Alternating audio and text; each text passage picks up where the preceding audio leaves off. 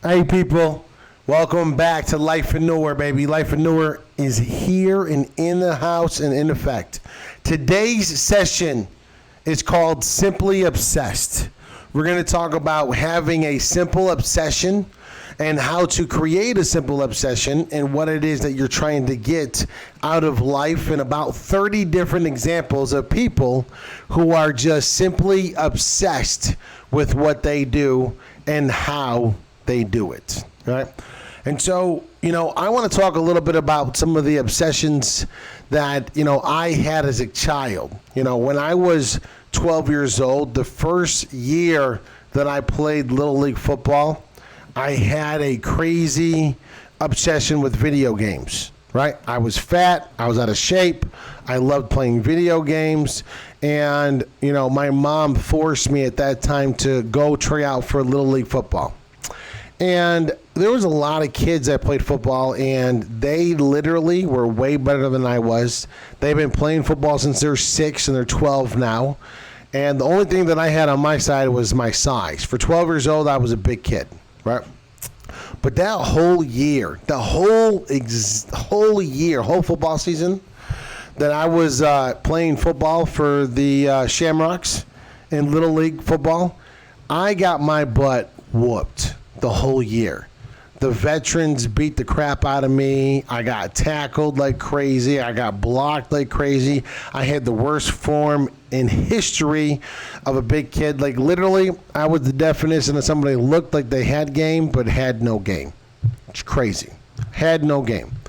I had this guy, Bobby, who was like the best player on the team, who just loved to just destroy me. He just loved, because I was as big as he was, but he had 6 years of playing and I didn't, and would destroy me. And I wanted to quit so bad. I wanted to quit so hard. I asked to quit all the time. I told my mom how much I hated it and everything else, and I was voluntold. If you're married, you know what being voluntold is. That means you have to volunteer, but you were told to volunteer, right? You're being voluntold. So I was voluntold to go to practice, and guess what happened at the end of the last game of the year? We won the championship. Now, I probably played for negative minutes that first year. I was a punching bag. I was basically Rudy Rudiger that first year in Little League, right? I was the human punching bag. But guess what happened the next year? The next year, I was a veteran. The next year, I was the big boy on the field. I had a year of practice, a year of form, a year of weightlifting, a year of a consistent growth, right? Even though I didn't really want to grow, I started to develop a simple obsession with being the best player on the football field, right? And me and my buddy Donnie, we crushed every single person on that field the next year. The next year was my year. The next year was the year the cheerleaders remembered my name, remembered my number, wanted to wear my jersey, right? And that was the year that I really understood why you have to go through all the pain, why you have to go through all the blood, the sweat, the tears to be able to get that simple obsession after. You have to go through the ass kickings. You have to go through the humiliation. You have to go through the mental battles to be able to get to where you're so good that it's starting to enjoy it, and it's a lot easier to become obsessed, right?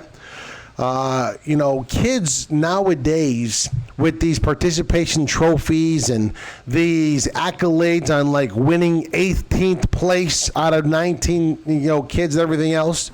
And the science is good.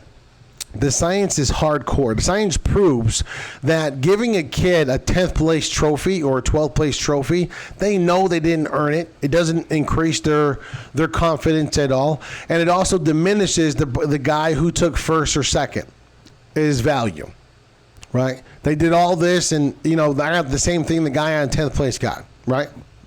And so being simply obsessed, the way I was simply obsessed with playing football on my second year, I would have never got it if I didn't have my friends and my family and my aunts and my uncles and my neighbors cheering me on to stay consistent through the pain, through the sweat, through the tears. And trust me, there was tears. I was 12. I was a big kid, but man, I was sensitive. I had a heart of gold, and you could hurt my feelings by just looking right through me, you know? And then so I became obsessed, and that was my first level of obsession, right? Then I joined the military, already having those principles and disciplines of learning how to develop a simply obsessed mind in towards of delivering value. So I went to boot camp, and went through boot camp no problem. Went to A school in California, and then went to C school in Mississippi, and then went home, and then went on the USS Frank Cable in Guam. And within a year and a half of being stationed on the USS Frank Cable, I became the sailor of the year, outdoing everybody else on my ship. It's called Blue Jacket of the Year.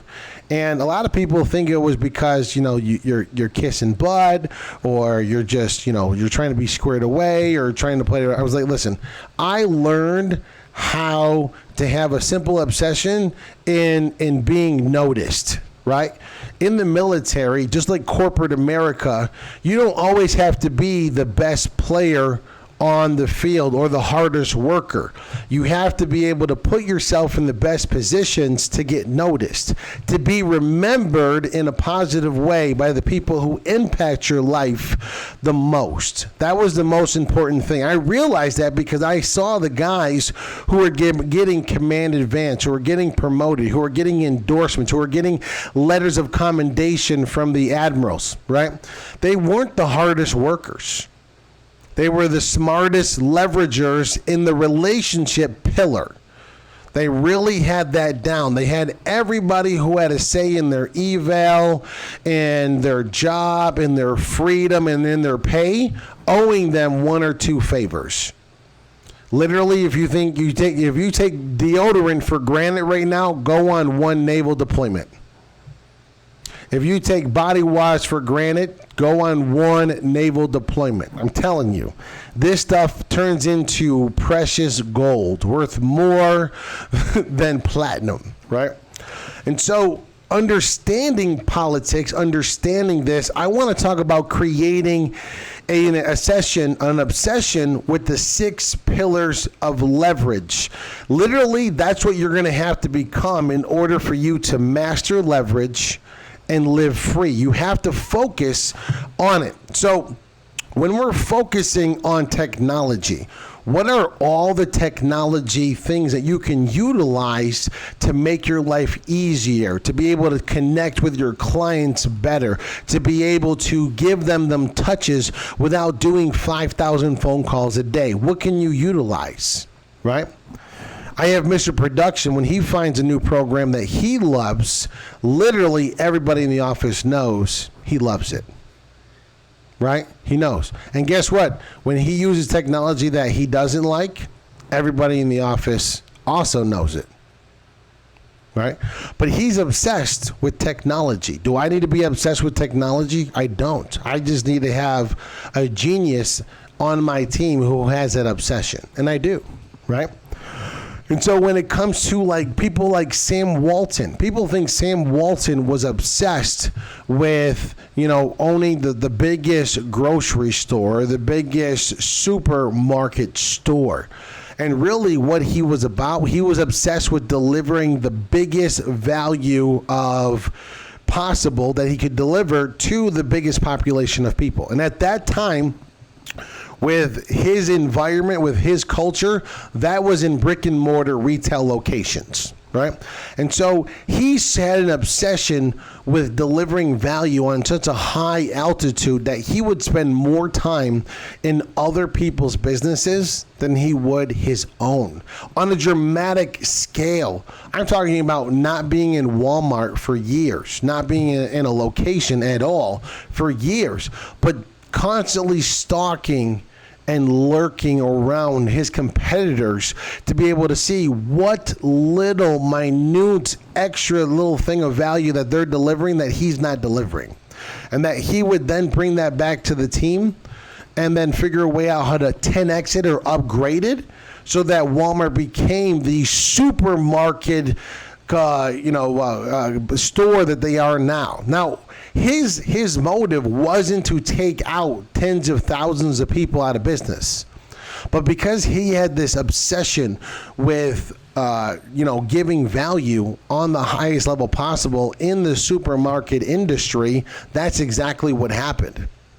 Right? The founders of Uber didn't think about how millions of taxi drivers are going to lose their job. They only thought about how can I give the marketplace a better value proposition and save them more time. That's literally the way it works. Elon Musk did not try to demonetize Mustang or Chevy or GMC. They just wanted to create a better vehicle called Tesla. Right? Same thing with, Albert Einstein or Thomas Edison or Andrew Carnegie. These guys, John Rockefeller, right? J.P. Morgan Jr., these guys were simply obsessed about their niche, right? John Rockefeller, oil, right? Everything related to oil, refining oil, turning it into gasoline, turning it, into dynamite. Every little aspect, the transportation of oil, right? Black gold with John Rockefeller, and he was so obsessed with how to deliver that value. Kerosene, right?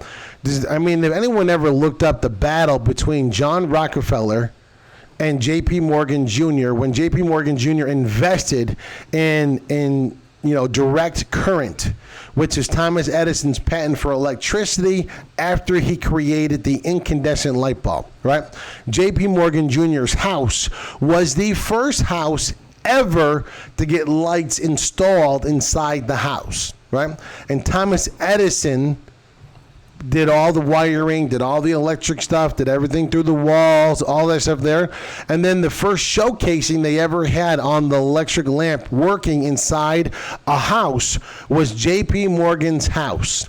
And he showed it to all of his most influential friends, investors, bankers, and so on and so forth. And Thomas Edison got over 30 more bids right there on people that wanted electricity in their house. And John Rockefeller, he was the godfather of light at night, called kerosene.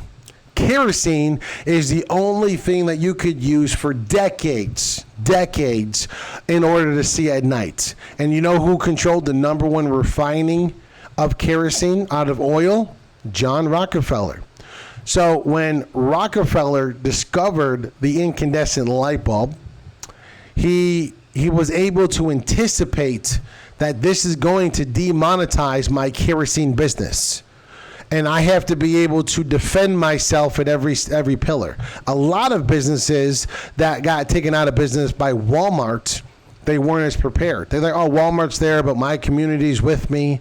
But when you're selling a tire for $200 and Walmart's selling it for $80, common sense says, I'm going to save $120 a tire and save that $500.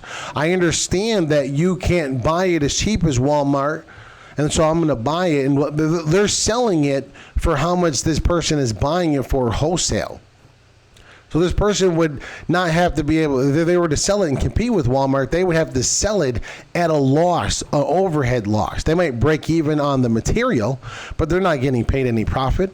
They're not getting paid any sort of stuff to pay for their wages. They're not paying for their rent or any of their utilities or any of that stuff at all competing against Walmart. It was a losing battle.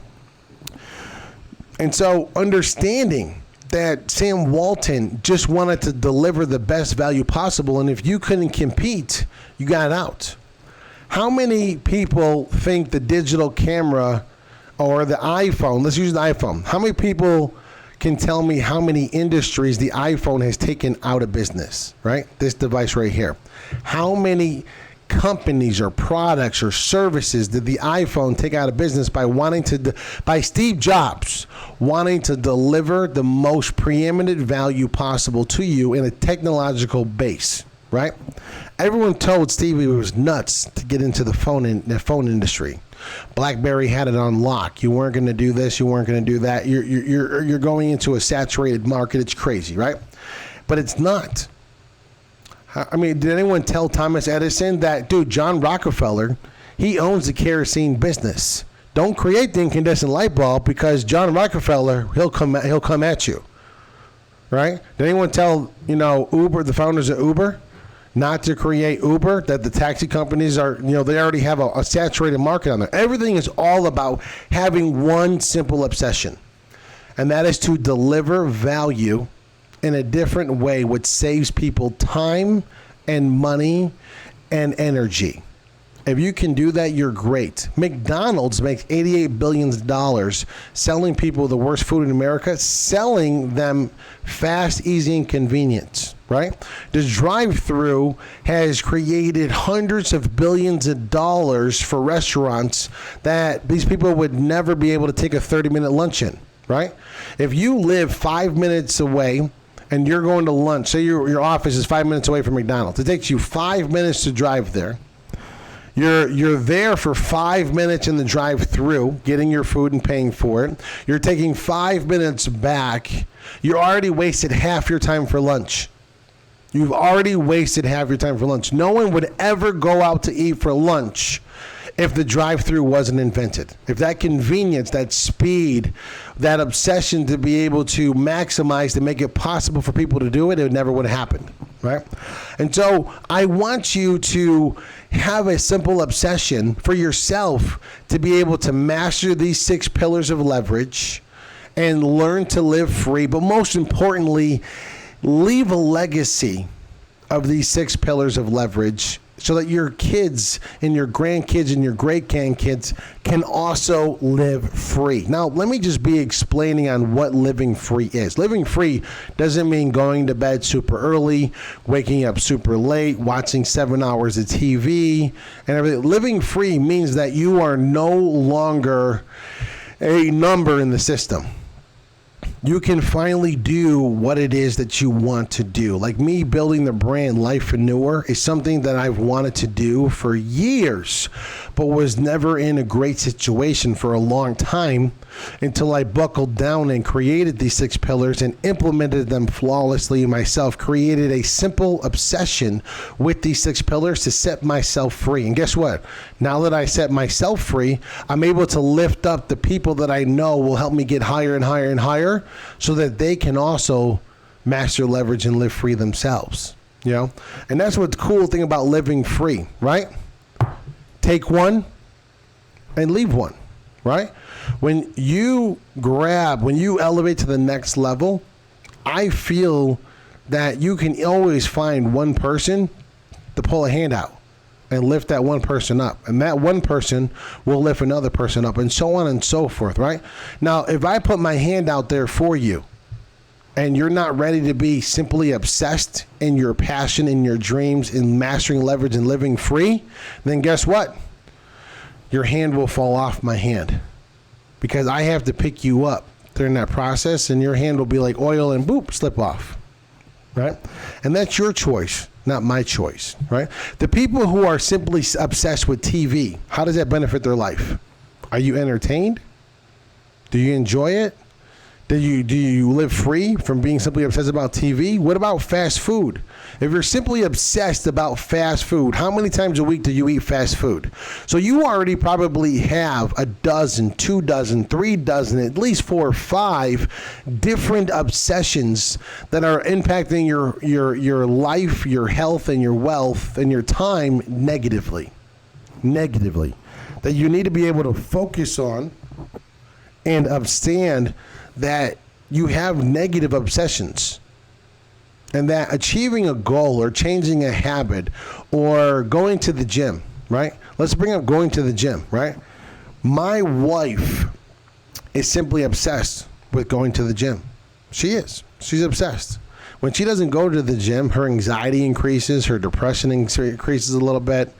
She has an obsession, right? I used to be insanely over the top obsessed with physical fitness, right? But then in the contrary, I wasn't obsessed with financial fitness. I wasn't obsessed with relationships. I wasn't obsessed with technology, right? I was only obsessed with one key thing, and that was physical fitness. Not that I could make millions of dollars in physical fitness and I can go be a personal trainer at a gym and make great money. And I made horrible money as a personal trainer in Utah when I graduated college. I think I was a trainer for like a month, got certified, and then just sold the training packages because you made 300% more money in the same time frame. So I just focused on selling it and delivering it, right? But I loved the gym. I didn't actually lose my obsession in the gym until my friend died. My friend Justin, he overdosed. He was a heroin addict, and then he went clean for about 6 years, got in really good shape. We worked out together for 4 years. Then he relapsed when he went into some drama and took a way too big of a shot or a dose or whatever. I don't know anything about that stuff. But they said that he overdosed because he took way too much. And he probably took how much he was taking before he got clean.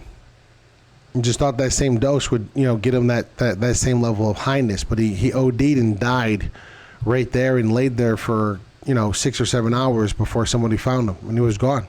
All because he didn't know how to communicate and deal. And having that friend there, that accountability partner, is really what kept me obsessed.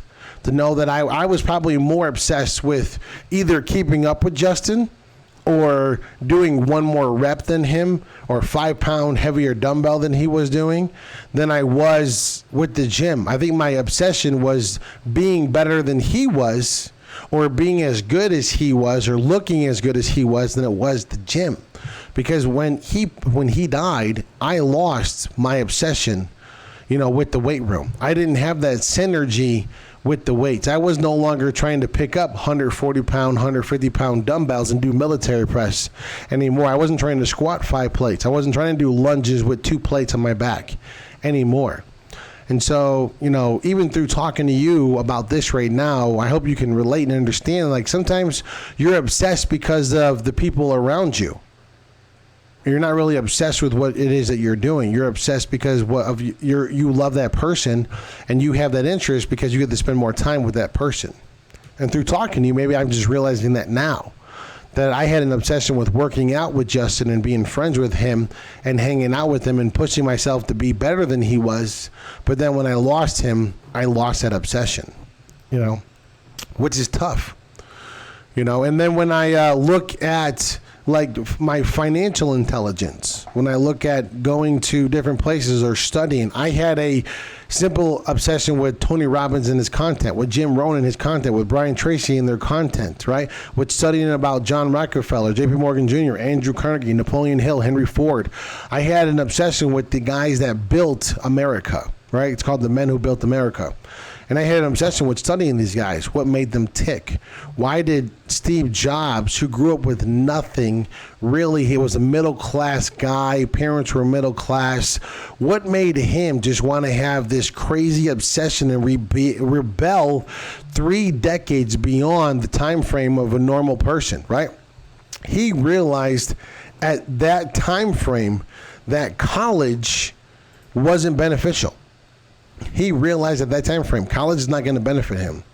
He does not want to fit the mold of a normal college graduate. He wanted more in his life than anything else, to stand out and to be different and to have value on a much bigger thing. What made Steve Jobs be able to look on a 30,000 square foot view, when everybody else in his family has all been taught to look at a 2,000 square foot view or a regular few feet employee?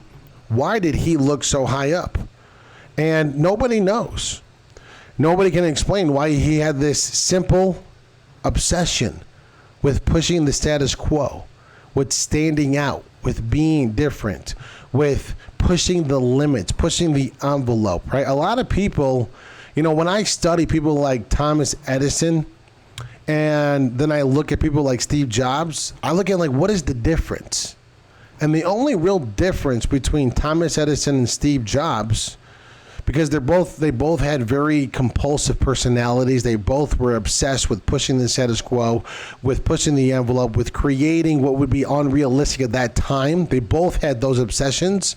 The only difference was time frame and technology. I think Thomas Edison and Steve Jobs would have been great friends or great competitors that would have respected each other, but still, probably didn't like each other, right? Like Bill Gates and Steve Jobs.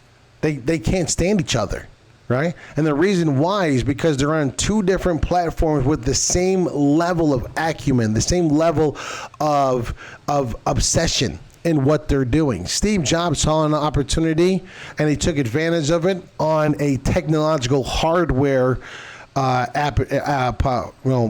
project, and Bill Gates took advantage of the software aspect of it, right? Two guys saw two same things, went into the same industry, but took two totally different approaches on it. One went software, one went hardware, right? And then Apple today is worth almost double what Microsoft is because, Steve Jobs wasn't happy that Microsoft was still doing better than Apple, right? And so then it's like, and I think maybe if Apple was doing better than Microsoft, would we ever have the iPhone? Would Steve Jobs ever had the anger or the frustration to be able to invent and take it over and not just create the iPhone, but completely evolve the technology to levels that when the BlackBerry was out would have never even thought about. And Thomas Edison, he created and has over 1,000 patents on different technology, And you have to ask yourself, what made that person mentally create those things? So I'm just giving you tons of examples of people and what happens when you're simply obsessed, right? Now, Tesla, he created indirect current. Everything we use today is called indirect current. The lights that we use, the electricity we have, the Niagara Falls power plant that was first created that Tesla's bid won versus J.P. Morgan Jr., right? We had Tesla Electric. Did you know that? Not Tesla, but we had Edison Electric. It used to be called Edison Electric, right? And, J.P. Morgan Jr. went to the stock market and bought up every single share possible of Edison Electric. And then kicked Thomas Edison out of his own company and called it General Electric. People don't know that, right? General Electric at that time, after J.P. Morgan Jr. bought out Andrew Carnegie in the steel industry and then owned General Electric, owned the first, at that time, billion-dollar company. We're talking about 1938 or 1928. I don't remember the times, but the first billion-dollar company in history was General Electric. Right? What makes J.P. Morgan be so ruthless and have this obsession with taking over businesses and knowing how to manipulate the market to take over control of these companies that these other people have invented and upgrade them tenfold to levels in which people couldn't even fathom on those levels of reality? I looked on LinkedIn. And there's this company, they had an airplane competition, right? A paper airplane competition. And this dude made a C-17 in 24 hours that probably took 800 sheets of paper to make one paper airplane. And he threw it, and it flew like 100 yards, like flawlessly the way a C-17 would fly, right? That's just the level of difference in obsession. When someone tells me to make a paper airplane, I use one sheet of paper, I do 4 folds, and it flies 5 feet and it dives to the ground, right? When this guy that worked at this company on LinkedIn that I saw, he was asked to make the same airplane, he made a C-17. It's just different levels of obsession, right? He's like, if I'm going to go all out. I'm going to just take it all out. And so when we look at people like Andrew Carnegie Carnegie's obsession wasn't to be the richest man in the world to start off with. It wasn't until John Rockefeller demonetized his mentor in the railroad industry, completely removing all of his oil off of Andrew Carnegie's mentor's trains and made him go bankrupt, and then he died because he was so devastated with how he lost everything and had to file bankruptcy. And Andrew Carnegie's mentor died. And then Andrew Carnegie spent the next 20 years trying to beat John Rockefeller at what John Rockefeller would consider his number one accolade, being the richest man in the world. And Andrew Carnegie said, if I can become the richest man in the world, that would devastate John Rockefeller so much that they would send each other, malicious freaking Christmas presents. John Rockefeller would send Andrew Carnegie a bulletproof vest or whatever with holes in it.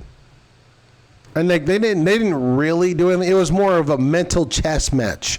They really never, I'm sure they respected each other at a huge level. They also worked together when they were going to crack down on their levels of monopoly at that age, with those presidents. They would start backing presidents like crazy that would protect their monopoly. Those were the first level of lobbyingness ever, was when those guys were collaborating together. But they were simply obsessed with two things: more and being number one. And Andrew Carnegie hated being number two. In their mind, being number two was the first to lose. That's the way it was. Sam Walton, he's obsessed with being number one. He was obsessed with delivering the most value, that anyone who's number two is just the first to lose. Usain Bolt, right? Fastest man ever to run the 100-meter dash, right? For years and years and years. We're talking about more medals than ever in the 100-meter dash for over 4 different Olympic Games. 16 different years. And he's crushing it every time, right? Michael Phelps, multiple Olympic Games, multiple U.S. gold medals, multiple. What makes somebody eat 20,000 calories of food and swim and run and push their bodies 3 times harder than any other Olympic runner or Olympic swimmer? Why do they do that? Why does Michael Jordan and Kobe Bryant practice for 2 or 3 hours after practice is over? Why do they practice for 2 or 3 hours in the morning when everyone else is sleeping? It comes down to one thing. They have an obsession with what they want. They have an obsession with the process, right? I have an obsession with the 6 pillars of leverage. I have an obsession with living free. I have an obsession with making sure that my legacy, both in terms of my family and my reputation and my name, is perceived in a way which delivers preeminent value to tens of millions of people across the world. That I bring Think and Grow Rich, that I bring money leverage to the 21st century, that I elevate the game, I even out the playing field a little bit, that you can leverage relationships just as much as you can leverage money, that you can leverage technology as much as you can leverage time. That these are all equal pillars in towards of creating leverage and living free, but that you need to have an obsession with first the journey and the process of learning these pillars, mastering them, practicing how to use them before freedom. The freedom comes last. Me loving football took a whole year of getting my butt kicked before I actually loved it. I could never actually love it the first year. You know what happened? If my mom would have let me quit, or my brother, my best friend would have let me quit, guess what would happen? I would have quit and I never would have played football ever again. Instead, I played for 8 years, great, and after the first year, I was always one of the best guys in the field. The other team always knew my number, knew who I was, where I was going, and what position I was playing on the field. They knew it. They always knew it. My little brother played for a school that rivaled my high school.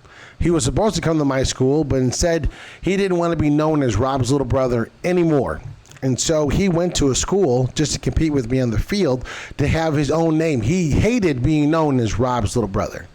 And I respect him for it. He didn't want to know that. He liked it when people would try to jump him or get into fights with him and everything else. He'd be like, nope, he's Rob's little brother. I'm like, ooh, no. That's a battle I don't want to pick right there, right? But as soon as he got old enough and got into high school, he wasn't going to come to my high school. And so we played against each other on the team, and he would always get mad and tell my dad how the coaches would always ask him information about like my team or like me or am I injured or all these different things that my older brother would hate because he knew those coaches knew who I was on the football field. But I never would have gotten to that level. I never would have gotten to those strengths. I would have never got like that big and played weight and did all the weights and everything else if I wasn't simply obsessed with the game. But obsession comes. Let me just say, obsession needs to come now. You need to create the obsession and focus on the next 10 feet. The next 10 feet. After that, the next 10 feet. That's how you start getting interested in it, right? When you are a web developer and you're just started, what do you know about web development? What's your interest in web development? Right? Where's your obsession need to be into making money and delivering value and delivering the best websites you can deliver, right? That comes over time. But you need to have what's called, what I actually like to call is called the future truth, right? It's technically a now lie. I always told myself, and I still tell myself to this day, and I'll challenge anybody, that I'm the best sales guy in the world. I've been telling people this for years and years and years. Right, Jarrett? I've always told this to people, always. And I'm willing to challenge anybody. I am the Michael Jordan of creating sales processes, sales conversions. I have an obsession with the whole conversion process, the touches, the text messages, the automation, the words, the perceptions, the tonality. That's my stuff. I have an obsession with that stuff. Let me get some water. Right? That's my obsession. And believe it or not, I was naturally just good at sales. But really, I wasn't naturally good at sales. I was just naturally good at verbal communication. That's my strength, verbal communication. Now, what made me so good at being a verbal communicator? Well, the fact is that I went to a special education in grammar school, and I had a 4th grade reading level in 10th grade, and I was horrible at writing, and the only way people would actually be my friends is if I overcompensated on verbal skills. That's the truth. And I used those verbal skills to get ahead in the Navy. I used those verbal skills to get ahead in college. And then when I got into the call center game, when call center games were really important, I was an all-star right away because of my level of acumen and listening to people's tonality, listening to people's words and their pauses and their expressions and how fast they would answer a question or not, right? And I just learned subconsciously that asking questions makes people like you. I didn't know this consciously until later on. But my obsession with sales was really my obsession with communication and delivering value. I couldn't sell anything that I didn't believe in. You know, I couldn't do that. I didn't know. I was like, my belief wasn't there. Have you ever tried to recommend a movie you didn't like? No. How about a food you didn't enjoy eating? No. What about a car you think is ugly? It's hard to do that, but people are told to do that every day. Do you think car salesman sells only cars they think that are good looking? Or they have to sell cars that they think the person can afford? Right? Now, instead of looking at the car and saying, man, this car is ugly, you can look at it and say, man, this car is going to be able to help this person get to their job, make some extra money, pay their bills. It's affordable. It's a good payment. But are there people who sell cars to people who shouldn't have that kind of car? Do you know people who have $1,000 or $1,100 or $1,200 monthly car payment that make $4,000 a year, $4,000 a month? You know, that's crazy, right? And so there's both spectrums in terms of delivering value. You can give people what they want and you can give them what they need at the same time, right? I'm simply obsessed with those things. And so what are you simply obsessed about? What are your obsessions? What are your positive obsessions? and what are your negative obsessions? That's really the focus point of this podcast that I want you to focus on. What are you simply obsessed with that is hurting your life, and what are you obsessed with that's benefiting your life? What would you like to be obsessed with in the future, and who's obsessed with that now that can help you with that process? Help you hold yourself accountable until that simple enjoyment and that obsession comes together, right? Personal trainers, I was telling my assistants this earlier today, that people buy personal training not because they need to learn how to work out, not because they need to learn how to eat right, but because they want somebody to hold them accountable long enough to go through that pain and develop that obsession on their own, right? That's why they have personal training. That's why they hire coaches and life coaches and mentors. It's because they have an interest in this for how it can benefit the world and benefit their life, but they have to get through the grit. That's why schools are around. You think anybody wants to learn how to read when you have an iPhone? Think anyone wants to learn how to read this textbook of history when we have YouTube? Nobody wants to do that. The teacher holds you accountable to that. The personal trainer holds you accountable. The mentor holds you accountable throughout that gritty process until you learn to be simply obsessed with adding that to your life, right? But if you don't have that accountability and that comfort zone is constantly trying to sabotage, that need and put you in that comfort zone, like, no, don't wake up early. Don't wake up early and go to the gym. You don't have to today. You earned it. You did it yesterday. Don't go today. Or you've been eating healthy all week. Come eat this pizza. You earned it. You did it. You made it happen. Right? It's having that Steve Jobs, that Sam Walton, that Andrew Carnegie, that John Rockefeller obsession with the mission. With the mission. What is your obsession? What are they? Where do you need to go? And how do you need to get there? And how obsessed do you need to be? How much time do you need to spend? Do you have goals? Did you write them down? How many times a day do you read them? What do you do to go and achieve them? How much obsession time do you spend on them? Do you need to spend more time on them or less? This is what we're talking about. Simply obsessed. I'm obsessed about the 6 pillars of leverage to give to you, to be able to help you get to where you want to go. But if you don't utilize them, I can bring a horse to water, but I can't make him drink. This is Rob Clark. This is Lifeaneur. I hope this gave you tremendous value. I hope that you are being able to master these 6 pillars of leverage and live free.